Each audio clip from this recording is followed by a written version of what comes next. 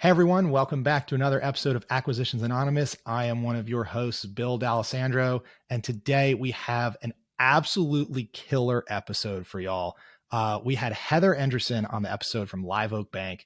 Heather is one of the highest volume SBA lenders in the country, and I had the chance to nerd out with her for almost an hour on the ins and outs of how you do deal structuring when using really any loan, but especially an SBA loan.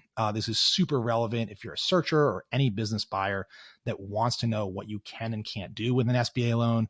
We talked about what you do, everything goes wrong, and you have to do workout on an SBA loan, how you can get more comfortable with the personal guarantee. We talked about downside scenarios, upside scenarios, I learned a whole bunch of new stuff about how to structure a seller note. I could go on and on. I think you're going to really dig this episode. But first, if you could, please hop on your Apple iTunes or anywhere your podcasts are sold. Leave us a 5-star review if you like this episode. It really helps us get the word out. So without further ado, I think y'all are going to love this episode with Heather Endresen. Hey, Michael here. Want to talk to you about today's sponsor for the episode, which is cloudbookkeeping.com. So Cloud Bookkeeping is actually run by my neighbor, Charlie. So I've met him in person and can attest that he's a real human being and a good person. And what Cloud Bookkeeping does is offer a full suite of bookkeeping services, all in the cloud, for you around QuickBooks and other technologies that you're using as a small business owner. So if you're interested in getting the bookkeeping part of running a business off of your plate and focusing on running your business, Charlie and his team are one to call. They can put together a bunch of other stuff in terms of helping you manage and grow your business besides just bookkeeping, sophisticated reporting, definitely helping you get your QuickBooks online set up in the right way, and a number of things around payroll as well. So definitely know them and recommend them. If you want to find out more about Cloud Bookkeeping, you can go to their website at cloudbookkeeping.com. Reach out to Charlie. I know many of you have, and see if he can help you make your running your business easier and more fun by letting them help with a lot of the bookkeeping solutions. So, and when you call, mention this podcast. It would help us and help Charlie know that we're supporting him as well. So thanks a bunch, and cloudbookkeeping.com as the sponsor for today's episode. All right, Heather, thank you for being back on Acquisitions Anonymous. I think you are our first, maybe third time guest. Is that right? Third time. Yes. Thank you for having me again. Awesome. Well, every time I want to know what's up in the world of SBA lending, I can't think of anyone better. So I'm psyched to have you back. Can you just remind our listeners kind of who you are and what you do? Yeah, I am the co-director of a vertical at Live Oak Bank that focuses on search fund lending. But what that really means is we do acquisitions. We finance acquisitions all over the country to search funds, both self-funded, traditionally funded, and independent sponsors as well. Awesome. So you are my go-to source for anything SBA. If you're a search fund, if you're doing an SBA loan, Heather is going to want to be one of your first calls, assuming you fit into her kind of lending box, which I think is pretty broad, is it not, Heather? It is pretty broad, yes. And I'm with Live Oak Bank, which is the number one SBA lender, and we have about 36 industry verticals. So we also have a lot of industry specific niches we can kind of introduce you into if you happen to find a deal in one of those. Okay, awesome. So I am going to very selfishly pick your brain about all kinds of things today that's going on. We've agreed to start this episode with sort of a lightning round mini interview, market update. Heather's going to tell us kind of a lot has changed over the last 6 months in the lending market and the acquisitions market. She's going to talk about how she sees it from a lending perspective. And then we're going to cap it off with a deal at the end, an e-commerce deal, which I think is pretty fun. So to start, Heather, I'd love it if you could just kind of catch us up. We had you on, we're recording this in mid-October, 2022. A lot has happened. You know, the Fed has raised rates significantly. There's all this talk of recession. You know, are deals still getting done? Is it totally locked up? What's it like out there? It is not locked up. So that is the first thing. Deals are getting done. And fourth quarter is our busiest quarter historically. And that's still happening. We are very, very busy. I'm hearing other SBA lenders at other banks are also seeing the same thing. So the good news is deals are still happening. What's different that I've noticed is that they tend to be a little bit higher quality deals. So I think maybe buyers are being a little more selective. and they're pursuing those deals that have the right characteristics, the companies that have the right characteristics. In general, the deals that I'm working on are also on average a little bit bigger. So I'm looking at deals where they're $8 and $9 million enterprise value, and they're still going with SBA financing. So a little more equity, a little bit larger deal, which also tends to be a safer company. Larger tends to be safer. So I think there's a little bit of I call it a flight to quality with buyers, and I just wonder if the conditions that we're facing are bringing some of the quality sellers to the market. I can't prove that, but it sort of feels like maybe that's beginning to happen, something that we've expected to happen for a long time, just given the demographics of the founders. Is the demographic kind of, I've heard it called like the silver tidal wave, like the baby boomers wanting to retire.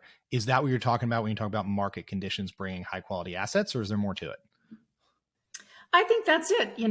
We've been following that data point for many years now. And according to Barlow Research, we're now at, if you look at companies with less than 10 million in revenue, 47% of them are controlled by a founder who is 65 or older. And that percentage has been increasing for the last 10 years that I followed the statistic. So it's still increasing, meaning everyone's still getting older. So I would say the silver tsunami has not quite crested yet, but maybe we're getting there. And I think maybe the economic conditions are bringing some of those sellers who were willing to wait it out another year, another 2 years. Maybe they're looking at the situation saying, no, maybe now is the time. I'm tired and I don't really want to go through a recession and a high rate environment on top of everything else. Yeah. Okay. So you just mentioned the two key words that I really want to key in: recession and high rate environment, right?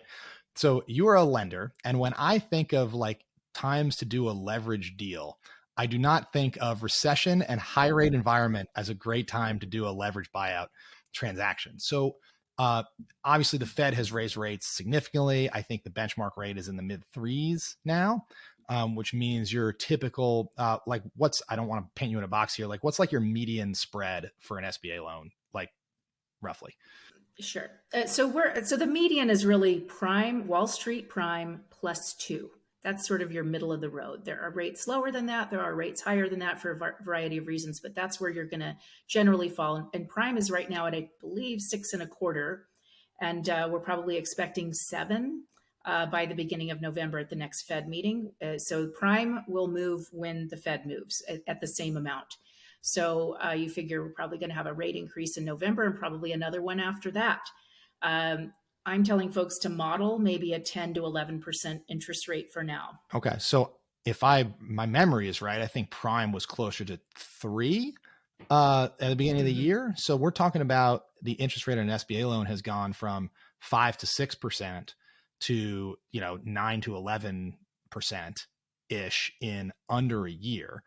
And on a long amortization loan, a 10-year SBA loan, I think a large portion of your payment is interest. So while, the math is more complicated than I'm about to make it seem, your payment has roughly doubled. Roughly, right? Or gone up significantly because interest rates have roughly doubled since January.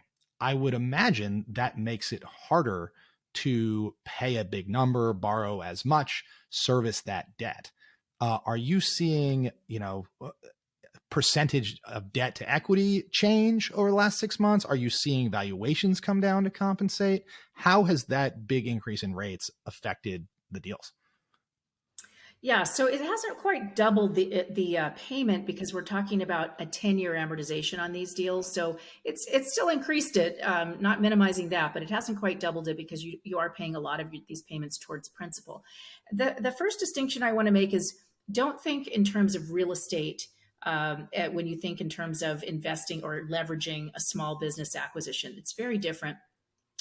So the key and the largest driver in whether you're making a good investment in a small business or not really is the growth in the EBITDA that you are able to ultimately achieve or not. It's really not about the interest rate that and the interest expense that you have along the way. If you look at your ROIC or your MOIC models, you'll see that that's true. So I think what's happening is When someone finds a good deal, quote unquote, where they see that opportunity to grow, they see something they can professionalize or open new sales channels, whatever the plan may be, they're not as worried about the interest cost. It's just not a big impact on their overall picture. So I think that's what we're seeing happen. Okay, so the deals you're seeing have wide enough debt service coverage that they don't need, rates to stay where they are. It's not that close to the trees anyway. Right. And that's a really important point. So in my group, we have always underwritten our loans with at least a 1.5 DSCR going in. So we've always been at that other end of the scale. We've never wanted to be aggressive and have a really skinny margin, even before rates started rising. So absolutely, when you underwrite a deal now at 10 and 11%, and you're still getting to that 1.5, you have a pretty good margin. So you have that cushion. We also underwrite with a seller note. So the other thing to think about in terms of debt coverage and being safe with a deal is having a subordinated seller note behind the SBA or the senior debt. What will happen if that business hits a difficult time, either because of interest rates or recession or whatever it may be, the payments to the seller note will actually get suspended rather than simply defaulting on the senior debt. And that suspending of seller note payments is agreed to because it's subordinate to the senior. So you've got, the debt coverage multiple is your first kind of line of defense of kind of having a margin for error. And your second is having a good seller note. Maybe you need a larger seller note in a deal that you're a little more worried about the future on. Those are the ways to kind of structure so that you're safe. So I want to come back to this point about seller note because I think it's an important tool for buying businesses in this environment. But you mentioned a 1.5 debt service coverage ratio. Using very round numbers quickly, can you just explain what that is if somebody doesn't know what that is? Yes, it is adjusted cash flow. So free cash flow of the business, net income, maybe we'll add back depreciation, adjust some salaries, whatever makes sense, over total pro forma debt payments. So pro forma debt payments are going to be your SBA loan payments and your seller note payments. So you want that cash flow to be 1.5 times or more greater than those payments. So for example, if the business is cash flowing $1.5 million, you don't want to see debt payments, meaning principal plus interest, of more than $1 million a year. Right. So I would think, if that sounds like you're saying that's always been, the bank's kind of margin of safety, and you haven't increased that in this environment, right? No, we haven't. So if you haven't increased it, I would think, a deal being financed, all else being equal, if interest rates are up, right? If you were financing right up against that 1.5 debt service coverage in a lower rate environment, and now you're trying to finance up against it in a higher rate environment, one of two things kind of has to happen. Either valuation has to come down, or the seller's got to put more equity in. Which do you see happening more? Well, the valuation does have to come down, perhaps, or the buyer does need to bring in more equity. So I guess we look at it as there's several levers to pull. So the valuation piece, let's take that one first. If it was kind of a plain vanilla company that didn't really have a lot of moats, it didn't have a lot of, great qualities that make it really stand out from the crowd, well, then maybe the valuation needs to come down. Maybe those are the deals that are sort of on the bubble, on the margin, where maybe they're just not worth as much now.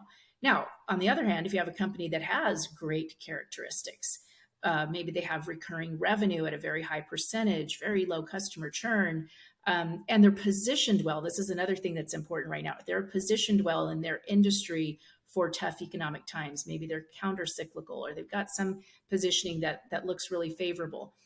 Their valuation didn't go down just because interest rates went up. So it really depends on the company that we're looking at. So if it was something that was kind of financed at the margin anyway, right up against 1.5, the valuation has to come down. And the reason the valuation has to come down for listeners is because there has to be less debt on it, right? If the debt is more expensive, you have to put less on it because the cash flow of the business hasn't changed in order to maintain that ratio. But you're saying it sounds like the best businesses aren't even close to that 1.5 debt service coverage ratio. So those valuations don't have to come down. Well, that and just how I would value those better characteristics doesn't change. recurring revenue is still recurring revenue, and it's more valuable to me. So as a buyer, and the other thing it is the equity piece too. So you just may want to bring in more equity. In good times, the 10% equity minimum might have worked. And a lot of deals did work. I shouldn't say might have, it really worked. But now we're looking at a situation where you don't want catastrophic failure, which would be, defaulting on your debt. And you want to be able to ride out any bumps or storm or whatever we're facing. It just may take more equity. And I think the nice thing about that is there's still a lot of dry powder, if you will, or equity that's interested in investing in this asset class on the sidelines, willing to go into good deals. And I think maybe even more so now because of the stock market. When you have other asset classes that are not performing well, and you have something that might be a little more insulated from that kind of performance, you may have more equity available. So I think if you have a good deal, don't be afraid to raise a little more equity. Okay, that's interesting. So you said before, that 10%, people are always trying to structure their deals right up against the 10% equity minimum. You're kind of implying that that's not going to get it done in this kind of risk environment. There's one thing, we're in a higher rate environment. We're also in a higher risk environment. So banks tend to risk off, right, and want a little bit more equity in deals. If I'm a searcher and I'm underwriting a deal, how much equity, what percent equity should I be thinking about starting to circle, even to be safe? You could still do 10%. So I don't want to get that message out that you can't, and none of the deals will work that way. Some will. In some cases, I'm thinking of one right now I'm working on where there's about 11% equity, but a 20% seller note. And that sort of offset that. And it's just a really good quality company. But I think that in many cases, the deal just may be better with 15 or 20% equity and a 10 to 20% seller note, and then maybe 60% bank debt. Maybe that's the cap stack that's just a little bit more rational in an environment where we're concerned about what the downside may be. And then also look at deals. I know everyone looks at an investment for the upside, of course, but don't forget to look at the worst case scenario. And when you look at the worst case scenario, what you're testing for is, could I at least still service my senior debt payment? If the worst happens, that I can dream up for this company and I can still service that debt payment, then I'm probably in pretty good shape. Yep. So I think it's very easy from the searcher, the buyer perspective. You kind of start the capital stack at my equity, and then you just sort of assume that the rest is going to be debt. But it sounds like what you're saying is that you should really start thinking about it, how much debt can I get? And then I got to bridge to 100% above the senior debt. It seems like in the past, you might be able to push to 80% senior debt. But now the banks are probably going to want more like 60 to 70% senior debt. So then you can bridge up to 100 either with all equity, right? You can put in 20, 30% equity, or you can bridge that gap with some equity and some seller note. And that's what I want to get to here a little bit, because I have heard all kinds of conflicting structures and what's allowed and what's not allowed on a seller note. Can you tell our listeners sort of what you can do, right? Because I think there's a lot you can't do. There's some things you can do when you're talking about structuring a seller note. What is allowed by the SBA? What is allowed by Live Oak Bank? Like, is there a difference? How should buyers think about using a seller note? So a buyer wants to get a seller note of, again, at least 10 to 20%. Now that can be on standby, or they can start making payments, amortizing it right away. So there's no SBA rule that says that seller note can't be amortizing right away, other than a very specific situation. So I'll go ahead and describe that specific situation because it throws a lot of people off. So there is something I'll call a 5 and 5, just to make it easy to remember. SBA says 10% is the minimum equity, but they carve out this little exception that says you could actually do just a 5% equity injection if you have a seller note for the other 5%, and that seller note is on full standby, no payments for the life of the SBA loan. So that's a 5 and 5. The reason I never talk about it is we never use that for third-party buyers. The only time I would use that is for a key manager who's been running the company and buying it from their boss, the owner. So don't get confused by that. That's not a good structure for a third party. And if you think about it, why would a seller agree to that for a third party if they weren't selling it to you at too high a price. Just get 5% less. So we don't use that structure. So if you're not doing the 5 and 5, then you can amortize the note right away. And in fact, if you're not doing the 5 and 5, the SBA doesn't say there has to be a seller note at all. They don't have a rule on what percentage it should be. So there's no rigidity there at all. The key with the seller note is really what sort of amortization schedule you're going to use and whether it affects your debt coverage, too negatively for the lender. The other little trick to know about is if you want to put the seller note on a balloon payment, maybe you want a 10-year amortization or you're able to negotiate a 10-year amortization, but it's going to have a balloon in 5. Most lenders, including us, will treat that in our cash flow analysis as a 5-year amortization. So beware of that. You're thinking you're going to look at it like it's a 10-year payment, and we're going to look at it like it's a 5-year payment, and that might affect your debt coverage. But bottom line is it's subordinate to the bank. And the thing I tell folks, the seller note is your best form of economic recourse if there is a misrepresentation in the deal, at least for small companies where we really don't have other, we might have the escrow for that for a small period of time, and for a longer period of time, we'll have the note for that.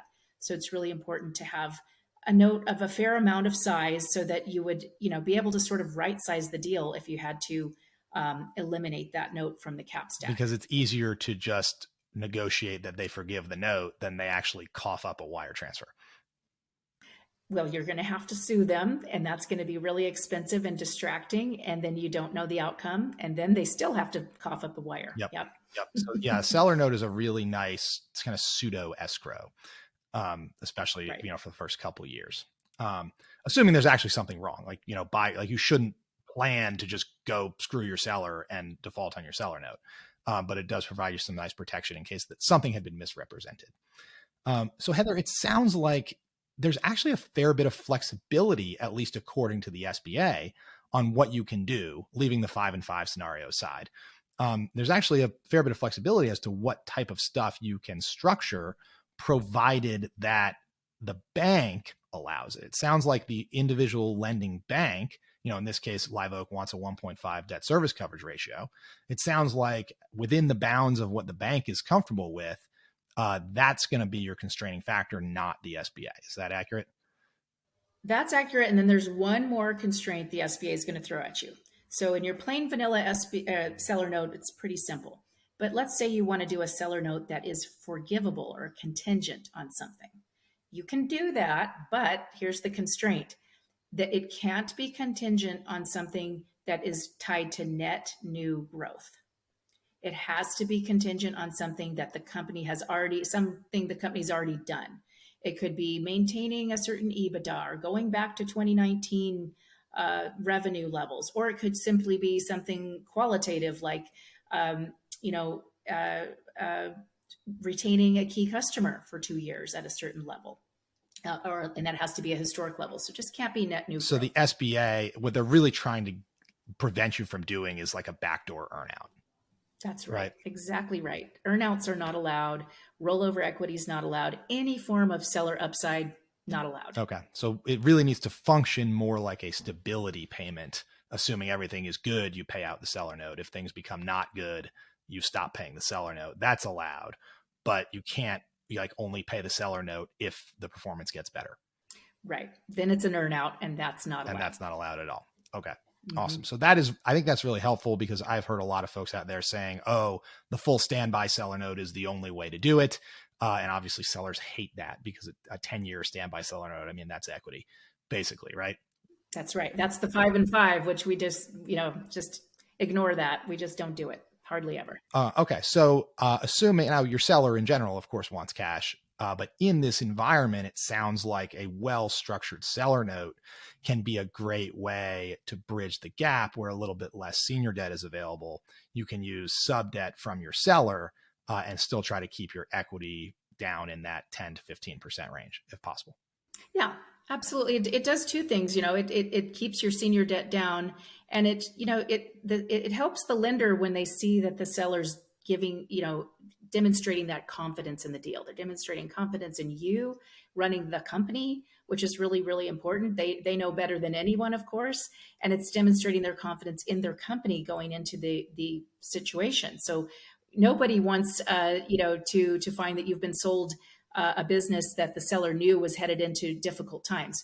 A seller like that's not going to carry a note. That's at least the way we think, right? So if a seller is willing to carry a sizable note, that gives everybody some more confidence in the deal overall. Yeah. And that sizable note is a junior note. So the seller is willing to carry a subordinated, bank gets paid first, kind of essentially unsecured, or at least second lien secured position. So seller's got to feel like the buyer is not only going to be able to make the bank whole, but also make him whole, and also, grow the business.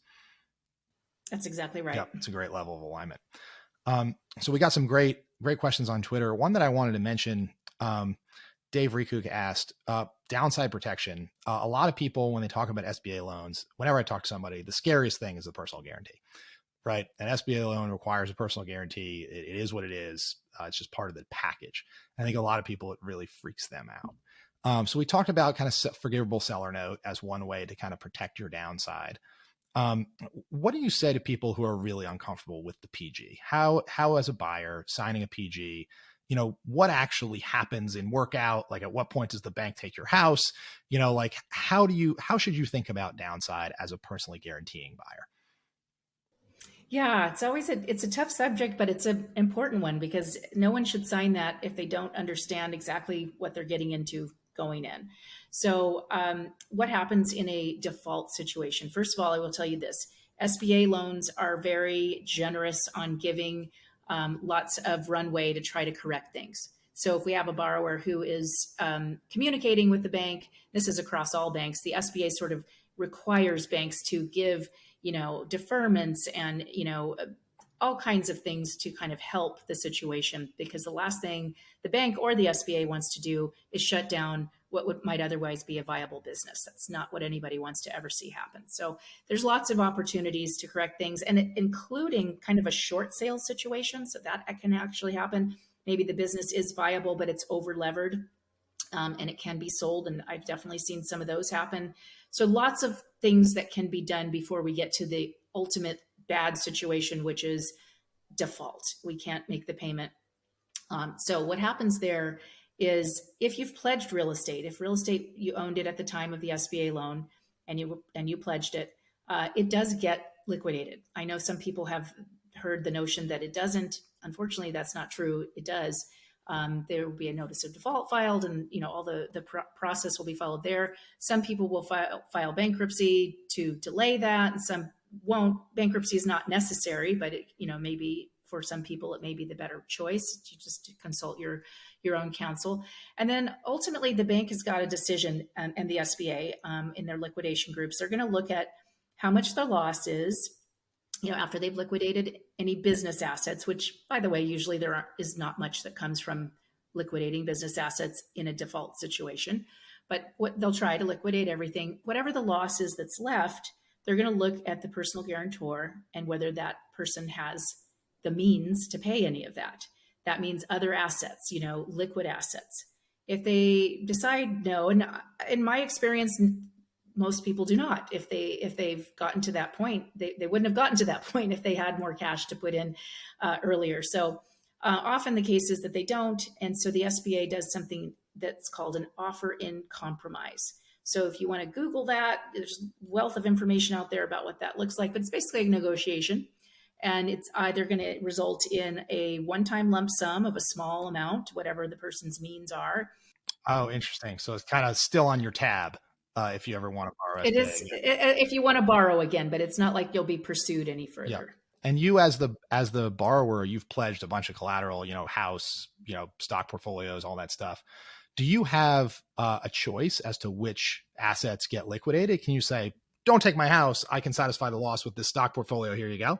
Yeah. So the first thing is the bank, the SBA will never pledge have anything pledged other than real estate. So they would never take a pledge of the stock portfolio or any other cash.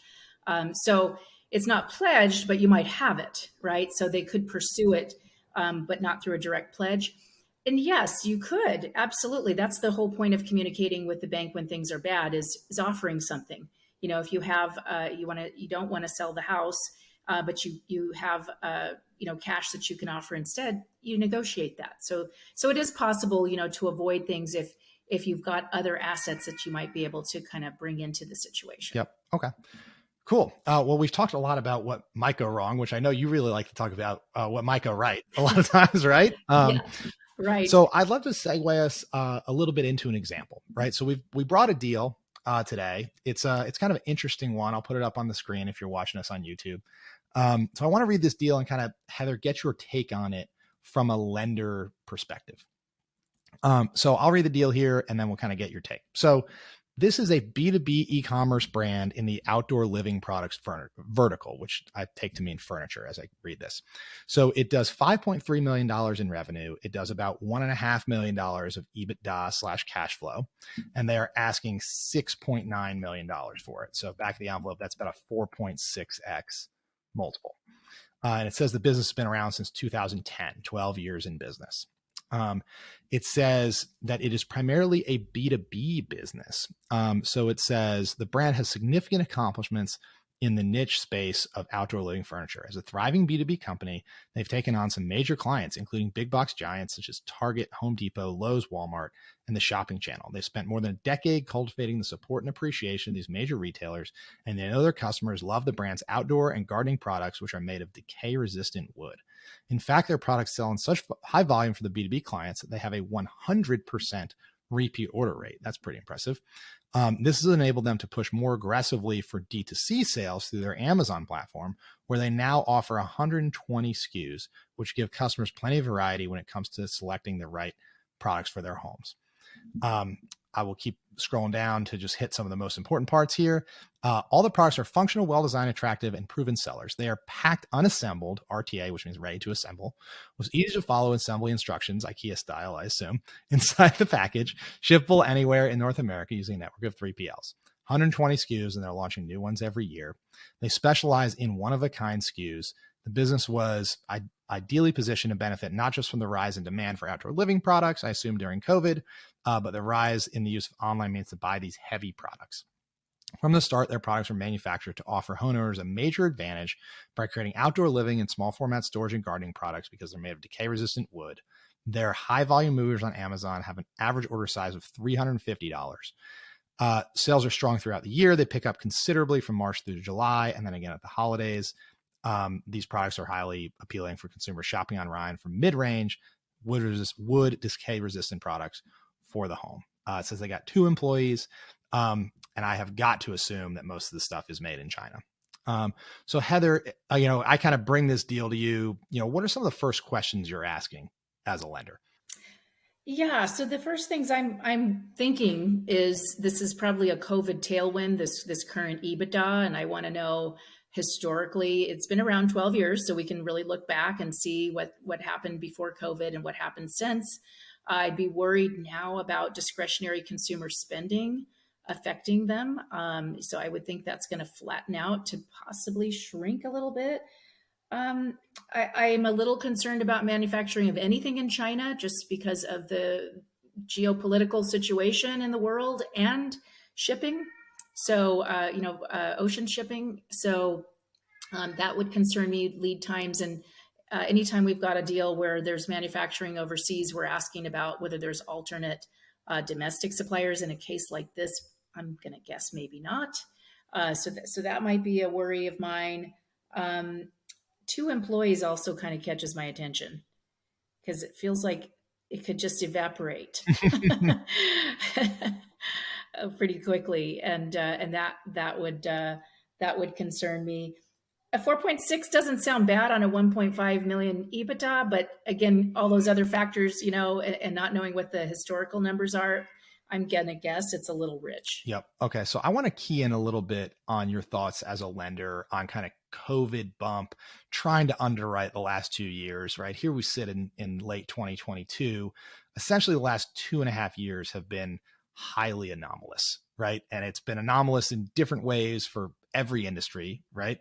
You mentioned for this one, a lot of people bought outdoor patio stuff over the last 2.5 years because everybody wanted an outdoor living space, right? So you've probably got some weirdness or one-timeness on the revenue line, right? You've also got, if this stuff is heavy and it's coming from China, the freight situation has been bonkers, especially in 2021.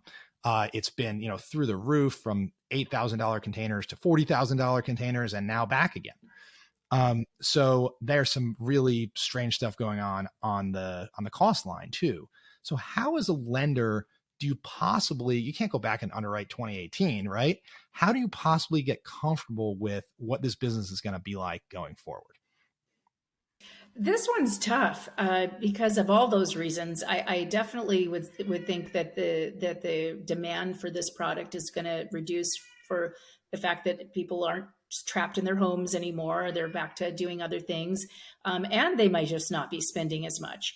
Freight costs, yes, it went up, it went down, but it still feels like freight is going to be volatile going forward. So just it means not stable. So anytime a lender looks at something and says, gosh, it's not been stable and I don't have visibility into the future very well, it's very hard to put leverage on. And I like to make that point because it doesn't mean it's not a good company to invest in.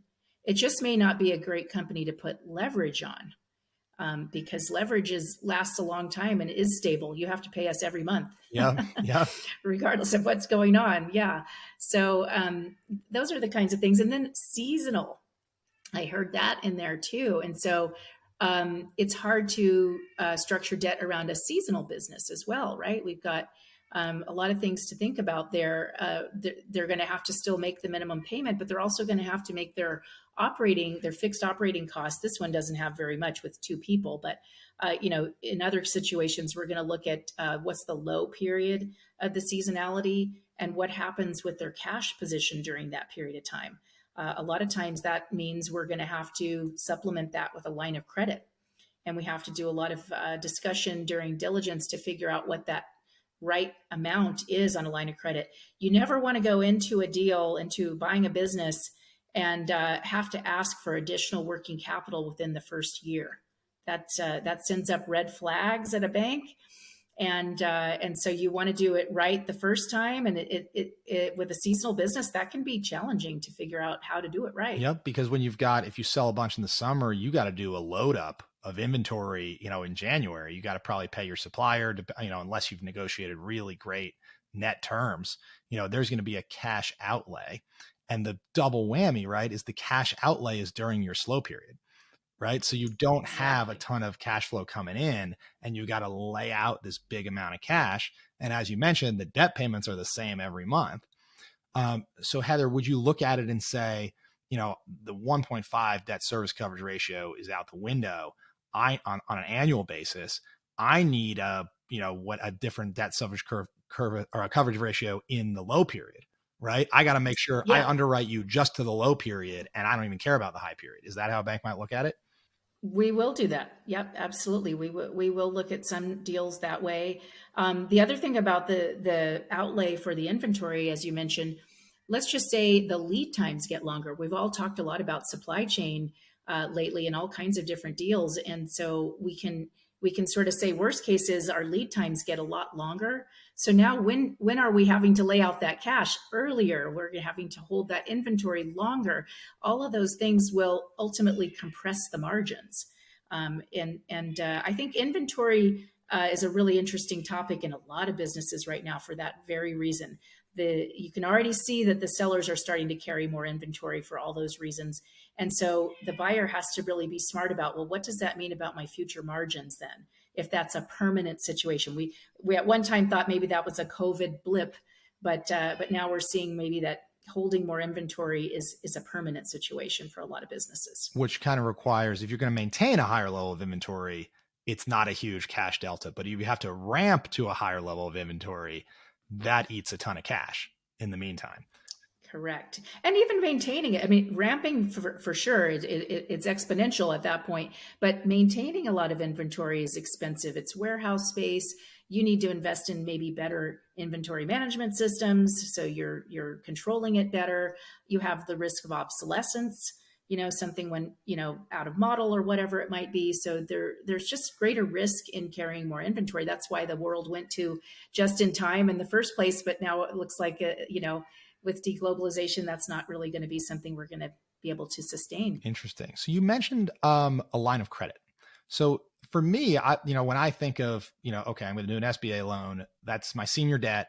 Maybe I got a seller note behind it. It was, as we've already discussed, I kind of would assume a line of credit in addition to all that would sort of be off the table. Your cap stack's already pretty loaded, but you're shaking your head like, oh no, it's totally possible. How does that work? Like how does the bank get comfortable with that? How's it structured? Yeah, good question. That's an important one. So we always provide a line of credit at close. It's available immediately after close. So it's not funded at close. That's the key here. But there's always going to be a line of credit available in all of our deals. So how we do it is it's not considered part of the deal financing if it's not funded at close, right? So there's still usually going to be net working capital included in the deal. So there's that piece is on the balance sheet. There's some liquidity there, but we want to have a line of credit available for the regular operating needs. And it should be a revolver. It's not something where they should draw it down and, use On it, day one. as permanent working capital. Yeah. Right. Right. So we're analyzing, in each deal, what is the cash cycle of this business? What are the different expectations we can have around seasonality, around inventory, all of those things. And that's how we're coming up with the right size of the line of credit. And this is a good time to plug the quality of earnings providers for small deals. They do help a lot in determining the working capital needs. They help determine the right amount of net working capital in their work. And they also show us kind of the variance so we can see the size of the line of credit that might be needed. Because once again, we want to err on the side of maybe too big of a line of credit than ever too small of a line of credit, because you don't want to come back to the well and ask for more, shortly after closing a deal. So quality of earnings providers can be really helpful in getting the lender on board with the line of credit need. Interesting. So it's going to be less about debt service coverage ratio. That's going to be about the funded debt at close. And it's going to be more about kind of what is the cash conversion cycle here? What are the payment terms from suppliers? How fast does it sell? Payment terms from customers, seasonality, so it's almost separate from the month to month debt service coverage.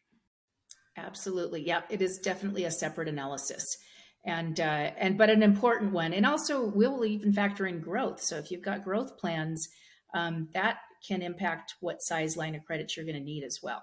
Okay. So I think it's worth me saying, and I don't know, Heather, tell me if this is just my experience, but in talking with you today, this strikes me as a significantly higher level of sophistication than many SBA lenders in the country have. I've talked to more SBA lenders than I can count, and a lot of them will say, oh, like no seller note at all, or it has to be full standby, or no line of credit.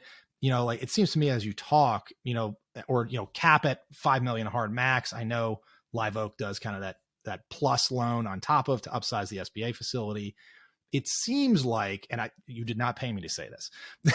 It seems like, am I right in saying that the lender that you choose for an SBA loan can significantly impact kind of your options for deal structuring? Because there's like a base level of what you got to do, but the creativity level is much greater than I sort of expected to hear above and beyond kind of your vanilla SBA loan. Yeah, well, thank you for saying that, because that is really our value proposition, is that we want to be part of the deal team, meaning, another set of eyes, not just the second set, but another set of eyes to really help you think about the deal and what is the right way and the best way to structure it. I think you find a lot of SBA lenders in the space today were busy doing real estate loans for most of their career. That's where most the SBA volume has been done in owner-occupied real estate. And a lot of them are still learning, to be honest, how to do small business acquisitions. They're not doing a very sophisticated analysis, and they're applying a real estate mindset on one hand, like loan to value. And on the other hand, even worse, I think, is they're applying, here's what the SOP says, the standard operating procedure of the SBA. Here's what the rules say. The rules aren't designed to keep you safe. The rules are, I don't even want to say what they're designed to do, because they're very tangled up kind of government rules, But just because the rules say so doesn't mean it's a good idea. And within those rules, you can still be somewhat creative, so that you can structure things in a way that's safe and sound for you and for the bank, and for you to really focus on what you're buying the business for, which is developing out your growth plan or your professionalization plan for the company, not being distracted by worries about your debt. Yeah, awesome. And a thing that comes to my mind is, as a seller, right, you generally think of the bank as a buyer relationship, right? The buyer brings their bank, arranges their financing. But I'm thinking about it, from the seller side, bringing a creative lender, like a Live Oak Bank, to the deal is likely to help you get more total consideration as the seller, because things are on the table, like you can put a seller note on it. The buyer doesn't have to use working capital out of the SBA at close financing. They can get a line of credit, so which leaves more proceeds available to you, the seller. So it seems to me like seller should care about bringing a savvy lender to market also. What's the dynamic there? Like, is Live Oak usually brought by the buyer and they can't talk to the seller because they're buyer's fiduciary? Like, how does it kind of work? Or sure, if you're taking a business to market, should you go and be like, Heather, I want you to be the bank for the buyer I don't know? And how does that work? Well, you're touching on a subject. I'm thinking in my head, how am I going to just say it? I'm going to just say it. So it's kind of this is sort of the underbelly of the SBA business.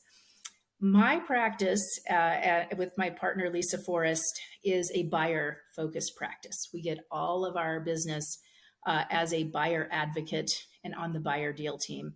We don't get our business from brokers or sell side. Most of the SBA world does get their leads there. And I'll tell you, I'm not going to say it's all bad. It can be good, like you described. It could be like, hey, let's bring a good lender in. But unfortunately, what it's become is this. The sellers, brokers, often, not all, are getting paid a referral fee from the bank for the buyer's loan. So it's not necessarily a relationship that is aligned with the buyer, if you know what I mean.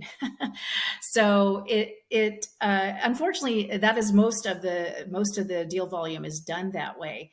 And I think it sort of does the buyer, I think it does everybody a little bit of a disservice, because it doesn't bring the alignment that would bring about these more creative solutions and kind of really thinking things through and structuring things in a sound way. And it creates a lot of friction and it wastes a lot of time. So I'm a big advocate of, if you're a buyer, this is the reason we have the channel the way we do. If you're a buyer, select your bank on your own, not through, the seller's broker. The seller's broker is representing the seller.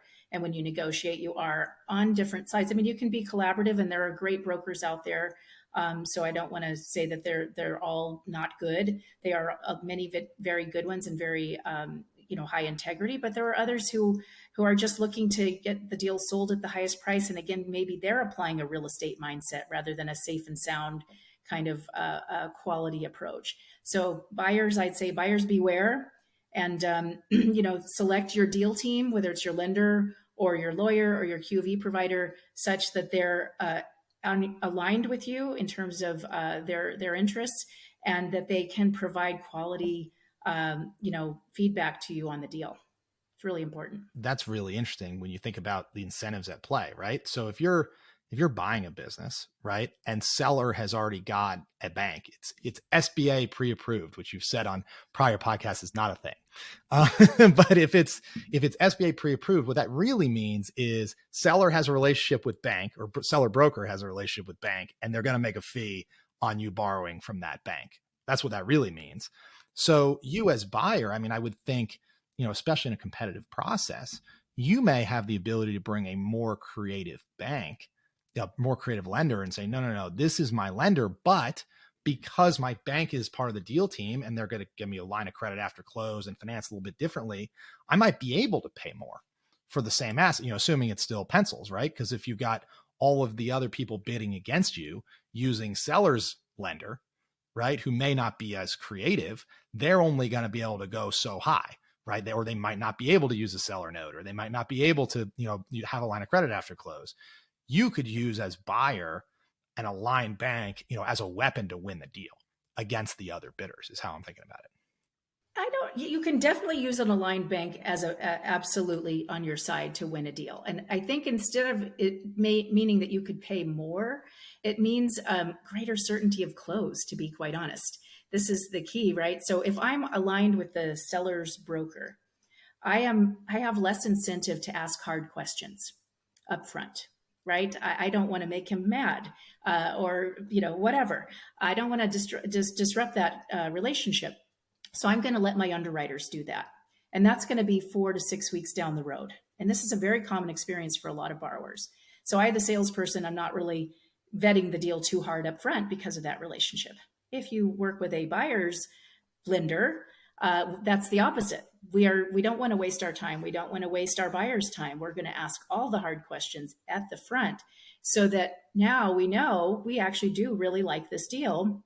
And if we win this LOI, we will get it funded. So something that we do is we pre-vet pre-LOI deals for our buyers. That's part of our process. They're bringing us pre-LOI deals. They put it together in templates that we taught them how to put together, and we're giving them feedback. So it's very different from if I'm a seller's lender where I wait for something to be under LOI before I really spend much time on it.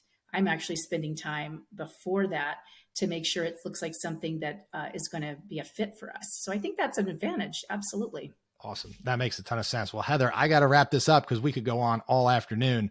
But I want to give you a chance at the end. How can people, if they were entertained or interested or their interest is piqued by this episode, what's the best way to get in touch with you and start a conversation with you? Just reach out to me at Live Oak Bank on our website and register for our office hours, or send me an email, heather.endresen at liveoak.bank. Awesome. And you guys, I think you have office hours occasionally, right? We have an office hours every Wednesday and every Thursday. It's for buyers, and we walk you through the frequently asked questions on Wednesdays.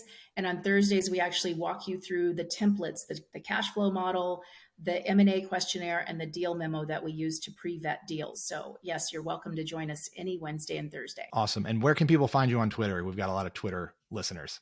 I'm Heather Endresen on Twitter, at Endresen Heather, I believe. And yes, I love Twitter. I love talking to you all there as well. Awesome. Well, Heather, thanks so much for being with us. You are now my 3-time favorite guest, number 1, 2, and 3. No offense to our other guests, but I love nerding out on all the deal structuring stuff. So thank you for being here. It was really great.